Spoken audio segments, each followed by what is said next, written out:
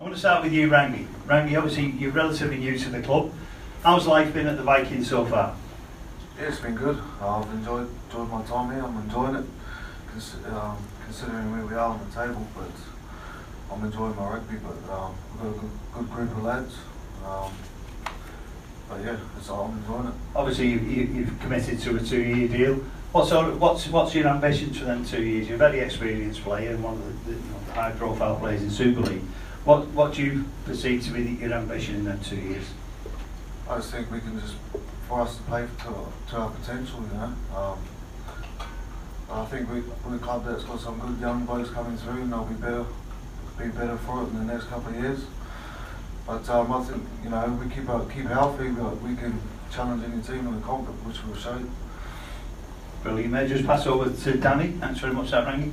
Danny, firstly, mate, congratulations on passing your driving test last week. Yeah. Nice to see you. Yeah, round of applause for Danny.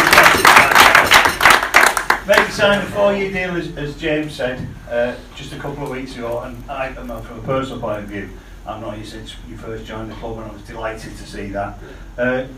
Same question, what I asked Rangi, 4 years, it's a long time.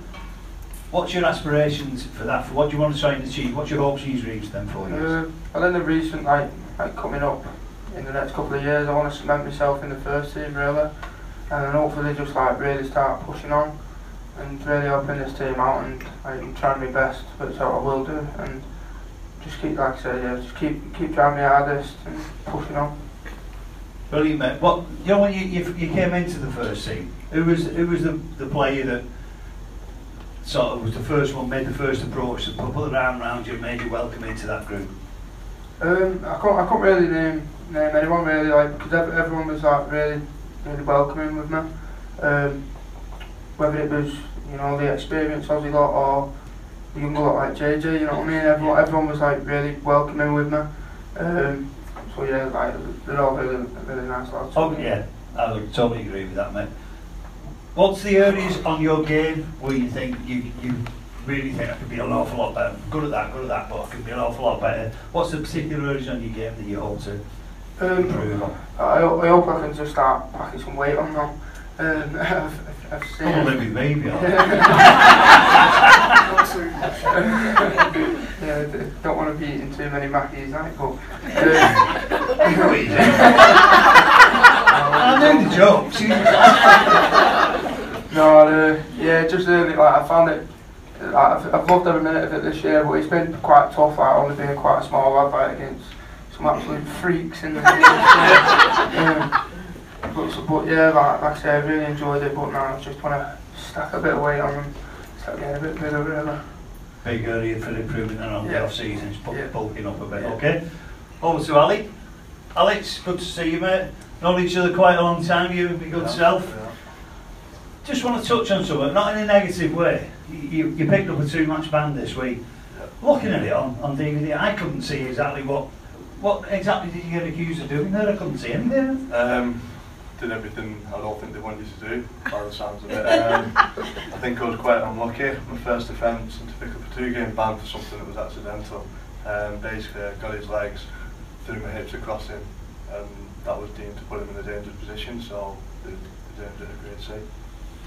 Well, we move on. You'll be a big miss, but I'm sure you'll come back firing all cylinders for Game 3 of the qualifiers. Touch on the qualifiers now. Obviously, fixtures have gone live this morning. Warrington at home next week. Probably, in many people's eyes, the biggest game that we've got in it, and we're starting off. But how do you perceive that? Is that an opportunity, or do you wish we'd have got them later on in the qualifiers? I think it's an opportunity to make a statement. You know, we want to win it really. You know, we're not just there to survive. We want to really push through, and we want to finish the season on a high. It's been, speaking for everyone here, it's been really disappointing. You know, through injuries or whatnot. But we really want to finish the season on a good note. Brilliant. Over to Danny. So same thing. You know, obviously you're a Warrington lad. You're born over that way, the dark side. What's your thoughts on playing first up your hometown team, Warrington Wolves, down here next Friday? Well, yeah, it's massive, isn't it? Playing against the local derby. You know, it's going to have a packed crowd, hopefully. Surely will, and the fans really get behind us on a game like that. and like I said, it's going to be a tough game. We found that out last week, but I think once we start getting people back, we start getting stronger as a team, start getting all these combinations right in training, we'll get the result in the end. Certainly, I'm really confident. Over to Rangi. Rangi, Warwick and Wolves, obviously, let's just touch on them. Who are the threats from them? What sort of threats are they posing? Every team poses different threats, but from a playing perspective, what are the threats that Warwick and Wolves throw at you, and how have you got to deal with them? I think they were strong back three, the wingers and fullback get them on a good roll, but I'm not really worried about them, to be honest. We just worry about ourselves and just worry about our game, tidy our game up a bit, and we'll be fine. Yeah, brilliant, thanks for that, mate.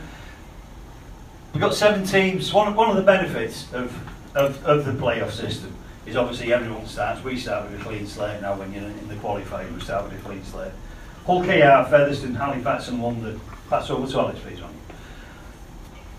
I think it's going to be really competitive, and there's going to be some exciting in rugby. Do you know much about any of them championship teams? You know bits of them, you know when they're going to play, you're going to up the game, aren't they? They want to make a statement against you. That first 20 minutes is going to be like any normal game. It's going to be tough, physical. I know a few of their lads. Chris Clarkson needs to play here. They've got some really good players, so it's going to be a good test for us. When we talk about championship rugby, when you play against a championship team, is there any real difference in it compared to the Super League boys? They always try and up the game, don't they? And then it's usually if you're consistent enough, it's usually winning on the back 20 or something. But it's just the physicality. They're just trying to hurt you more than anything. Yeah. Any game in particular out of them that you're really looking forward to? Maybe OKR coming up against Clarkie, your old room buddy. Yeah, OKR will be a good game. But to be honest with you, I'm just looking forward to being back playing. I've just got back into the team, so I just wanted to get back out there. Over to Danny. Danny, same question to you about the championship teams. Firstly, have you played against any yet? I played against Halifax in pre-season. Yeah. Played against them here. But yeah, you know what you're going to get with them. They're going to be tough, ain't they? But hopefully in the end, our fitness will come out on top and we can get the result. But like I say, yeah, they're going to be physical and going to come out there with no pressure on the shoulders and shine batter us really. Just pass over to Rangi. Just my final question that I want the three of you to see if you can come up with an answer for it. From a player's perspective, this is what I'd be really interested in. So from a player's perspective, how do you deal with the competition structure as it is currently? What challenges does that face, or do you just get on with it and you play week in, week out? I suppose there's a lot of challenges. You don't want to be playing in that £1 million game. I suppose it's at the back of everyone's mind, to be honest, but how I approach it myself personally, I just week at a time. Don't want to look, just control what you can at training and whatever game you got that week, just deal with that then and there, not worry too much about what's not even there yet. But yeah, just take it day at a time, but stay positive and just enjoy yourself. Brilliant stuff, mate. Over to Alex. Alex, obviously you've played in the qualifiers before, 2 years ago we were in the qualifiers before.